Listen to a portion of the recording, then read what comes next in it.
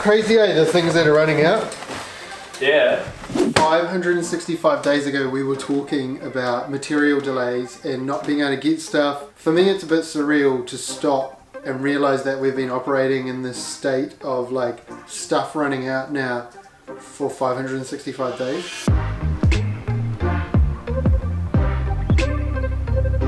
So were you worried about possible supply delays when you decided like, all right, I'm going to build? Not at the start, because I don't think the delays weren't that big or topical at that point. If they were, they weren't for a non-builder like myself. I wasn't aware of them as much. It was probably only just after we started, right? Well, we knew that we had to pre-order, Yeah. but nowhere near as much as you have to pre-order now. Yeah. Like at the start, there was definitely no conversation around, because it wasn't a thing, around picking certain claddings might lead to delays. You know, we didn't go for cedar, which was lucky in the end. It's not just that there's no cedar weatherboards, there's no logs coming into the country to cut the cedar weatherboards. I think the whole system is stretched to the max right now. And I think you probably always have an element of what's more available than not, right? But it definitely has amplified across the It's period crazy right now, eh? Pink bats and your jib, right? On delay. I mean, everything's on delay. Well, there we go. Weatherboard, 42-week delay. Roofing coils, 16 weeks. Safetes, 20 weeks. Fascia board, 8 weeks. Retaining timber, 8 weeks. Pine decking, 8 weeks. Basically, almost all timber weatherboards are now non-existent. Some mills are saying we're not taking orders until next April. One day we can't get fascia on all our jobs. So we go through and we work out that problem for 6 jobs. So you were real good at switching a few things around at the last minute. There were a couple of changes we had to make on the fly based on product availability.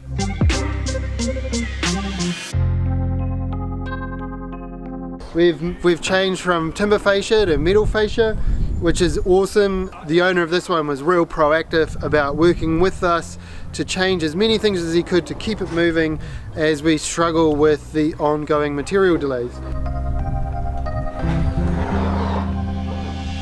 Should we change the fascia? That was just Early on, eh? yeah.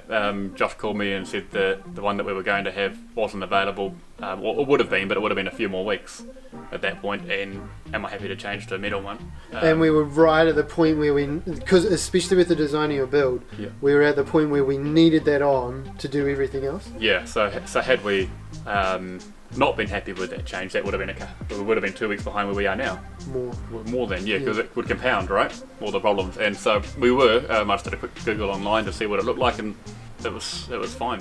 And I think it's important, like from our point of view, the fact that you were approachable about those changes means that your build is at this stage because of that. Yeah, that much further along. Yeah, that's part of the trade-off that people have to make right now, eh? Yeah. Yeah, I suppose you can still have it exactly the way you want it, with all the materials exactly that you want, but you'll pay the price for that either in time or money, right?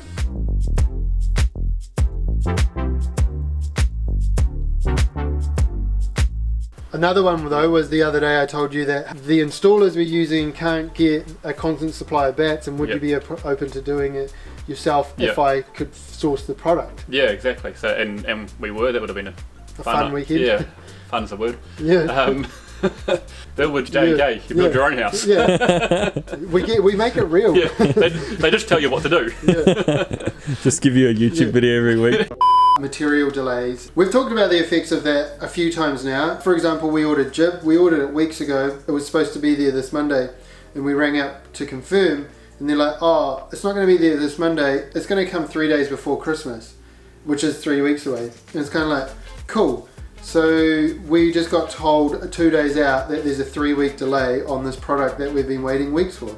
And while that's one thing and we can juggle that and we can move that, the compounding effect of juggling this plus this plus this plus this plus this plus this is starting to take its toll on everyone in the industry.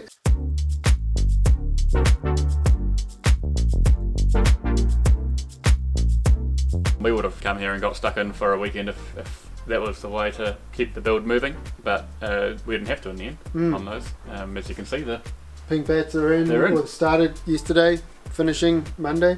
Yep. But even so, it was still a couple of weeks behind, wasn't it, based on delays? Is that right? Yeah, I think the main thing was the hold up on the windows, and it wasn't the windows, it wasn't the aluminium, it was actually the window hinges and latches. And obviously the factory doesn't want to release a product that they then have to come to site and finish. Yeah. And so then that stopped us doing the head flashings, which stopped us doing the cladding, which stops everything else. Yeah. And I think that's what people don't realise right now is there's so many trickle effects of something as simple as a window latch holding up the entire process. Battery in here. Come in. I actually can't. Let me in. So crazy material delays, even things like door hinges have been holding us up. So what they've done is, and it's certain colours as well. We can get white hinges, but we can't get black. So temporarily, we've put in these white hinges, which means we can get the door in, which means we can carry on with the cladding, which means we can finish the house, and later on, the window guys are going to have to come back and take those off. So it kind of just adds an extra element of hassle for everyone. And now here I am talking about it.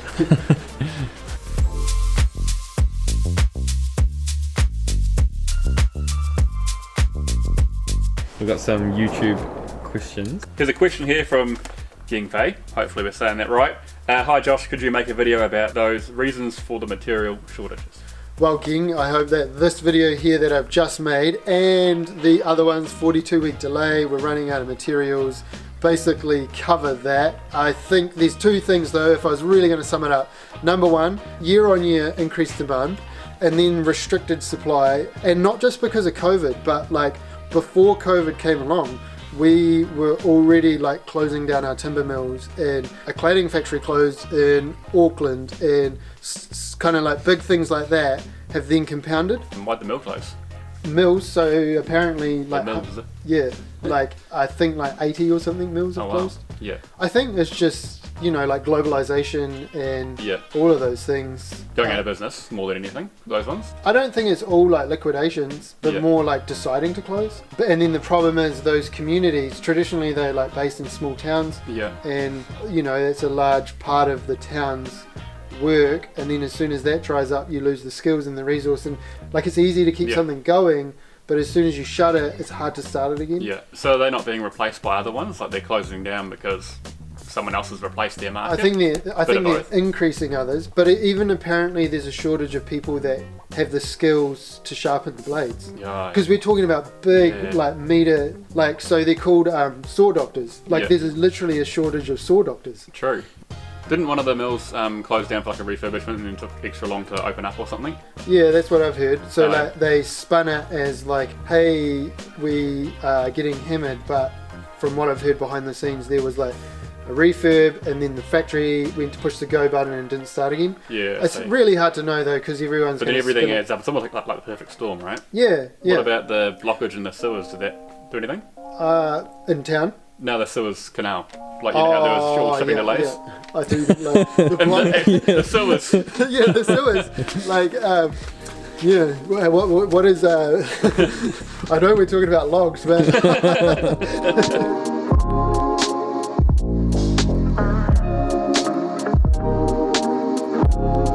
stuff's getting sent to the wrong ports, and you'll get a tracking number saying that it's left the USA. Yeah. And then 3 weeks later you'll get told, oh no, that ship still hasn't gone. Ah, true. You're talking about the mills and how a lot of them are shutting down and we don't have the skills here. I think that's part of why we're sending the raw timber overseas, because a while ago they were talking like a backlog.